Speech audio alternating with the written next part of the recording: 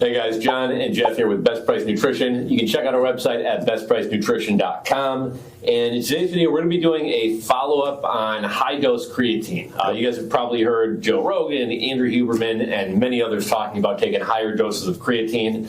I think what kickstarted that whole thing was someone said, why are we telling everyone to take 5 grams? Some people weigh 350 pounds, Exactly. some people weigh 80 pounds. So people kind of started talking about creatine dosages. There's a number of studies about taking higher dosages of creatine, 15 to even 20 grams a day.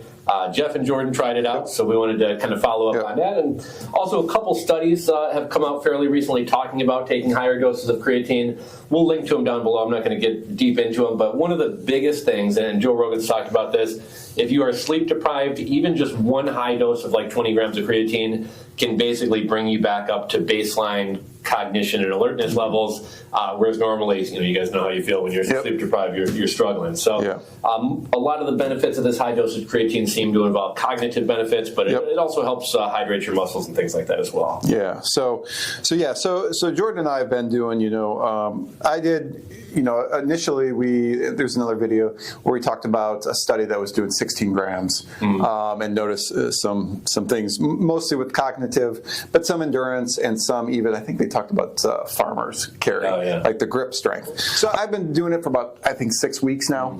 So initially, I started going up to 10 grams at first, and I actually was doing it with gummies and with powder to kind of switch it up. And then eventually I went to 15 grams.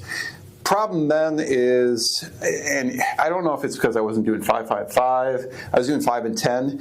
A few times, I'd take 10 grams right before the gym, and I was getting some stomach cramps. And one time it was enough to like halt my workout. It was just extreme cramping. And I do drink a lot of water during the day, so I'm not sure what the issue there was. But it was so much that I went down to 10. Right. Two things about that. Creatine nitrate sometimes tends to be a little easier on your stomach. Yes. So somebody could potentially try nitrate instead of the monohydrate. Or the HCl. Or the HCl. And then the other thing, you eat a pretty light lunch. You're like 2 chicken breasts. So someone who eats a heavier lunch or does like a snack before it might not have those digestive Exactly. Yeah, this is just my experience, but we've talked to a lot of people, and recommended it, and they're doing fine with 15 to 20 grams. But so the things I did notice, immediately when I stepped it up to 10 grams was more pumps, throughout the day. And of course, creatine is going to shuttle more water intracellular into your body, so you are going to feel more fuller. And I think that's what I got out of it, because I was so used to doing 5 grams all the time, so 10 grams definitely did that. 15 even more. I mean, sleep definitely has been better. I take a pre-workout at 5:30 at night, high dosed, and a lot of times in the past I would, that kind of keeps you up. It lasts a while, but I'm not sure if it was a creatine, but I can say the last couple of months I have slept very well. Okay.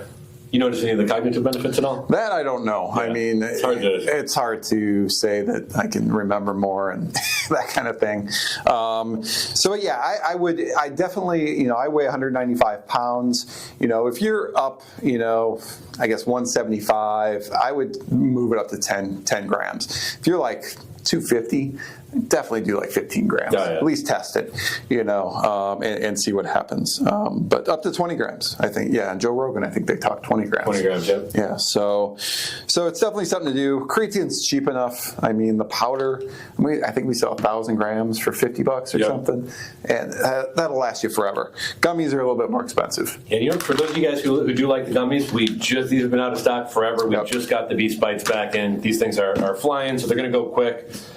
So grab those real quick while we're on that topic. I was talking to Edwin about gummies versus creatine. Powders. I think probably the best, whatever you're going to take is probably the best one. If you're more likely to take gummies, by all means get the gummies. Some people believe this is more bioavailable or more absorbable. These are obviously more convenient. No shakers, no water. It's kind of fun to take them. You look forward to taking them. So whatever you're more likely to take. But I say you probably get about 3 times more of the Yes. powder than you do with the gummies. And I think that's why I kind of split them up. It's fun to have the gummies and then have the powder as well. If you were to do this with 10, 15, 20, you'd be looking at like 220 calories just Yes, from the versus nothing with the powder. So I would definitely either do them both or just stick with like high-tech pharmaceuticals, creatine. It's cheap, it's effective, but definitely if you're only doing 5 grams right now, step it up. Move it to 10, see how you feel. It's cheap enough to do. So yeah, guys, so hopefully my follow-up was good enough for you. But if you do have any questions about this, we're going to post all the links to the studies.